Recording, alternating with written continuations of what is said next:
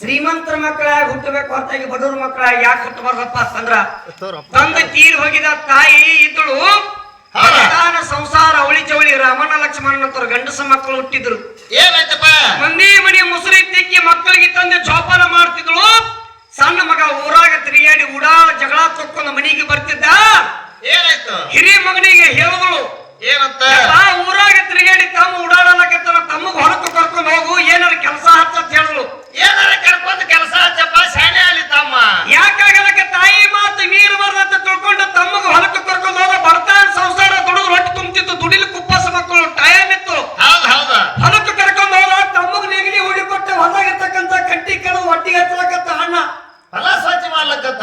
ತಮ್ಮ ಒಂದು ಮಲೋತ್ತಿರುವ, ಎರಡು ಮಲೋತ್ತಿರುವ, ಮೂರನೇ ಮಲೋತ್ತಿರ್ಬೇಕನ್ನೋದ್ರಾಗ ತಮ್ಮಗೊಂದು ಬಂಗಾರದ ಗಂಟ ಬಂಧುಗಳು, ಬಂಗಾರದ ಗಂಟ. ಹೌದು ನೋಡಿ ಇದಮೈ ಲಕ್ಷ್ಮಿ ತಾನೇ ಮನೆಗೆ ಬಂದ್ರು. ನಗ ಕೊಳ್ಳ ಹಾರ ಒಯ್ದು ಎತ್ತುಗಳ ಒಯ್ದು ಕಂಟಿ ಕತ್ತದ ಅಣ್ಣನ ಬಳಿ ಓಡಿ ಬಂದು ಹೇಳ್ದ, ತಮ್ಮ ಏನಂತ ಹೇಳ್ತಾನಪ್ಪ? ಅಣ್ಣ ಇವತ್ತು ನಾವು ಶ್ರೀಮಂತರಾದೇವ್, ನಮ್ಮ ಭೋಗ ತೆರೀತು, ನನಗೆ ಬಂಗಾರದ ಹಾಂಡೆ ಆಗ್ತೈತೆ, ಬಂಗಾರದ ಹಾಂಡೆ ತಂದೋಗಿ ತಾಯಿ ಸುದ್ದಿ ಮುಡಿಸನ್ ಬಾರು ಏನಾಗ್ತಿತ್ತು ಕೂಸ. ಹೌದು ಸಣ್ಣ ತಮ್ಮ. ಅಣ್ಣ ಕಟ್ಟಿ ಕಂಟಿ ಕಡಿದು ಬಿಟ್ಟು ಓಡಿ ಬಂದು ನಿಂತು ನೋಡ್ದ, ತಮ್ಮಗ ಬಂಗಾರದ ಗಂಟೆತ್ತಿತ್ತು. ಅಣ್ಣನ ಮನಸ್ಸಿನಾಗ ಚಂಚಲ ಮಂಚಲಾಲಕತ್ತು. ಯಾಕ್ರಿ? ನೋಡಿ ವಿಚಾರ ಮಾಡ್ರಿ, ಅಣ್ಣನ ಮನಸ್ಸಿನಾಗ ಚಂಚಲ ಮಂಚಲಾಲಕತ್ತು.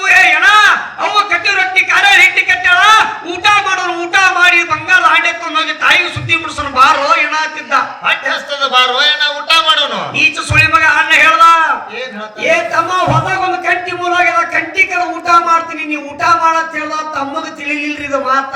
ಅವ್ನಿಗೆ ಹೆಂಗ್ ತಿಳಿದೈತಿ? ಯಾಕಾಗಲಕ್ಕೆ ಅಣ್ಣ ಯಾವಾಗ ಕಡೆ ನೀನೇ ಊಟ ಮಾಡೋಣ ಬಾರೋ ಏನೋ ಅವ ಕಟ್ಟಿ ರೊಟ್ಟಿ ಖಾರ ಹಿಂಡಿ ಕಟ್ಟಡ ಕೂಸತ್ತಿತ್ತು. ಏ ತಮ್ಮ ನೀ ಊಟ ಮಾಡ, ಕಂಟಿ ಕಡಿತನ ಊಟ ಮಾಡೋದ. ಯಾಕಾಗಲಕ್ಕೆ ಅಣ್ಣನ ಮಾತು ಮೀರ್ ಬರದಂತೆ ತಿಳ್ಕೊಂಡು ಕೆಂಚು ಮಸ್ತಾರ. ಏನ್ ಮಾಡಿದ್ರಪ್ಪ?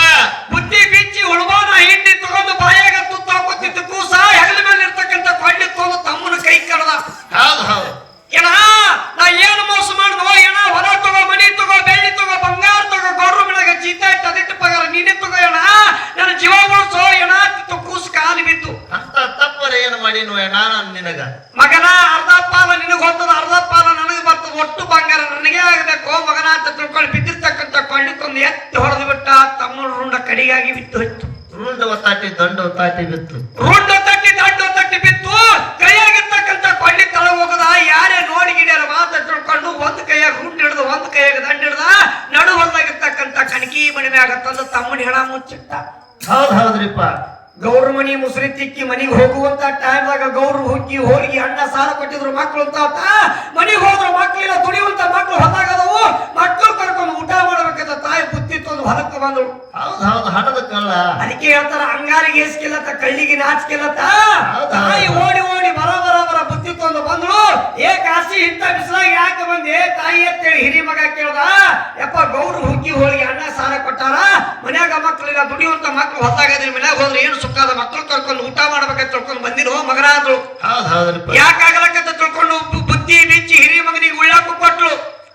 ಉಣುವಂತ ಟೈಮ್ದಾಗ ತಮ್ಮ ಎಲ್ಲ ನೋಡಿ ಒಪ್ಪನೇ ಅಂತ ಕೇಳಿದ್ರು. ದೋಸ್ತರು ಬಂದಿದ್ರು, ದೋಸ್ತರು ಕೂಡ ಮ್ಯಾಗಿಲ್ಲ ನೋಡಿ ಬರ್ತೇನೆ ಹೋಗೇನೆ ಕಾಶಿ ಅಂತ ಹೇಳ್ದ. ಸುಳ್ಳು ಹೇಳ್ದ, ನೀತಿ ಕೂರ್ಸ ಸುಳ್ಳು ಹೇಳ್ದ. ಯಾಕಾಗಲಕ್ಕೆಪ್ಪ ನೀವು ಊಟ ಮಾಡ್ತೇಳಿ ಹಿರಿಯ ಮಗನಿಗೆ ಉಳ್ಳಾಕು ಕೊಟ್ರು. ತುಂಬಿರ್ತಕ್ಕಂಥ ಕೊಡ ಬನಿಮಿ ದಂಡಿಗಿತ್ತು. ವಿಚಾರ ಮಾಡಿ ಹೇಳ್ತಾ ಇದೀ ಕಾಡು ಲಕ್ಷ್ಮಿ. ತುಂಬಿರ್ತಕ್ಕಂಥ ಕೊಡ ಬನಿಮಿ ದಂಡಿಗಿತ್ತು. ಏ ಮಗನ ರಾಜ, ಅಲ್ಲಿ ತುಂಬಿರ್ತಕ್ಕಂಥ ಕೊಡ ಅಲ್ಲಿ ಇಲ್ಲುಳ್ಳ ಕೂತಿರಪ್ಪ, ನೀವು ಊಟ ಮಾಡೋಣ, ಹೋಗಿ ನೀರ್ ತರ್ತೀನಿ ಅಂದಳು. ಏನಂತಾನ್ರಿಪ್ಪ? ತಾಯಿ ನೋಡಿ ಗಿಡ ಗಂಟೆ ತಿಳ್ಕೊಂಡು ನೀ ಹೋಗಬೇಡ ಯವ್ವ, ನಾ ಹೋಗಿ ತರ್ತೀನಿ ಬಾ ತಂದ. ಉಣುವಂತ ಆಗಲಿ ಬಿಟ್ಟು ನಿಮ್ ಮುತ್ತೆ ಎತ್ತಿಲ್ಲ, ನಿಮ್ಮ ಅಪ್ಪ ಎತ್ತಿಲ್ಲ, ಒಂದೇ ಉಣುವಂತ ಆಗಲಿ ಬಿಟ್ಟು ಎದ್ದು ಹೋದ್ರು ಆನೆಗೆ ಕೊಡ್ತಾಳೆ. ಕಟ ಆಣಿ ಹಾಕಿದ್ರು ಹಿರಿ ಮಗನಿಗೆ. ತಾಯಿ ಉಣುವಂತ ಆಗಲಿಂದ ಯಾಕಾಗಲ್ಲ ತಿಳ್ಕೊಂಡು ಬರ ಬನಿಮಿ ದಂಡಿಗೆ ಬಂದಳು. ಬಂದು ನಿಂತು ನೋಡ್ತಾಳ, ನೆದರು ಎಲ್ಲ ಹೋಯ್ತು, ಎತ್ತುಗಳ ಕಡೆ ನೆದರು ಹೋಯ್ತು. ಯಪ್ಪ ಬಿಸಿಲಾಗ ನೆಗಲಿ ಹೊಡಿಯುವಂತ ಎತ್ತುಗಳದ ಒಣ ಬೈಲಿ ಹಂಗೆ ಕಟ್ಟಿಯಲ್ಲ ಹೋ ರಾಜ, ಒಂದು ಸುಡು ಕಣಿಕೆಯಲ್ಲಿ ಒಗಿಬೇಕಿಲ್ಲ ಹೋ ರಾಜ ಅಂದಳು. ನಮ್ಮ ತಾಯಿ ಕಳಗಟ್ಟೆ ಸಿಗ್ತದ ಮಾತ್ಯವ, ನೀವ್ ಒಗಿಬೇಡ, ನಾವು ಒಗಿತೀನಿ ಬಾರೇ ಕಾಶಿ ಅಂದ. ಉಣುವಂತ ಆಗಲಿ ಬಿಟ್ಟು ಬಂದ್ರೆ ಎತ್ತು ಬಂದ್ರೆ ಒಂದೇ ಆಣೆ ನೋಡಿ ಅಣ್ಣೆ ಹಾಕಿದ್ರು. ಯಾಕಾಗಲಕ್ಕಂತ ತಿಳ್ಕೊಂಡು ತಾಯಿ ಇರ್ತಕ್ಕಂಥಕ್ಕೆ ಒಂದು ಸೂಡು ಹಿರಿದಳು, ಎರಡು ಸೂಡು ಹಿರಿದಳು, ಮೂರನೇ ಸೂಡು ಹಿರಿಬೇಕನ್ನೋದ್ರಾಗ ಮಗನು ರುಂಡ ಮಗನ ದಂಡ ಕೈಯಾಗ ಬತ್ತು. ಯಪ್ಪ ಎಂತ ಮೋಸ ಆಯ್ತು, ಎಂತ ಗಾತ ಆಯ್ತು, ನನ್ನ ಮಗನ ಜೀವ ಯಾರು ಹೊಡೆದ್ರು, ನನ್ನ ಹಾಕಿ ಆಗ್ತಿತ್ತು. ತಾಯಿ ಕಳ್ಳ ಉಣುವಂತ ಆಗಲಿ ಬಿಟ್ಟು ನೀಚು ಸುಳಿ ಮಗ ಬಂದು ಓಡಿ ಬಂದು ಹೇಳ್ತಾನ ತಾಯಿಗೆ, ಯವ್ವ ನನ್ನ ಕಡೆ ಮೋಸ ಐತೆ, ನನ್ನ ಕಡೆ ತಪ್ಪೈತೆ ಕಾಶಿ, ತಮ್ಮಗ ಬಂಗಾರ ಸಂಬಂಧ ತಮ್ಮನ ಪ್ರಾಣ ನಾನೇ ಹೊಡೆದಿನಿ ಕಾಶ್ಯಂದ.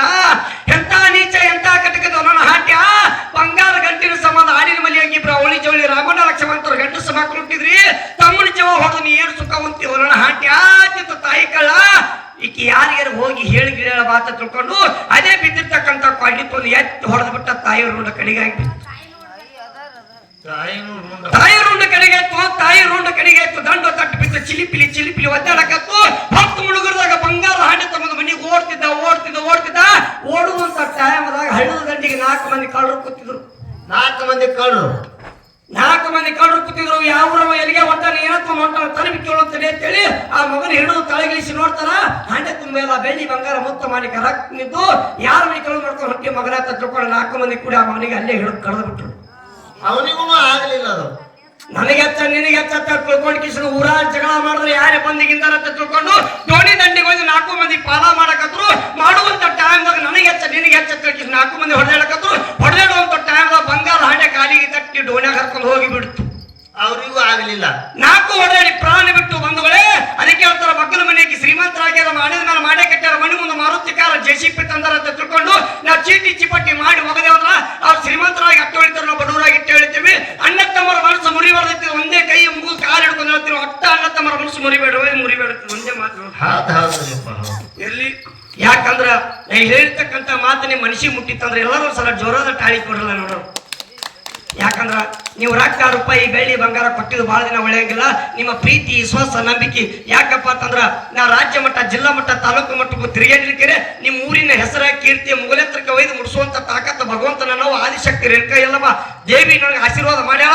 ಆದ್ರೂ ಕೂಡ ಇನ್ನಾದ್ರೂ ಕೂಡ ನಿಮ್ಮ ಊರಿನ ಹೆಸರ ಒಯ್ದು ನಾವು ಬೆಳೆಸ್ತಿರ್ತೀರಿ. ಈ ಊರಿಂದ ಒಯ್ದು ಮುಂದಿನ ಊರಿಗೆ ಬೆಳೆಸೋ ನಾವು ಹೇಳೋರಿದ್ದಂಗ ಹೇಳೋರು ಹೆಂಗ ಹೇಳೋರಿದ್ದಾಗ ಹೆಂಗ್ ಹೇಳೋರಪ್ಪ ಅಂತಂದ್ರ ನಿಮ್ಮ ಊರಿಗೆ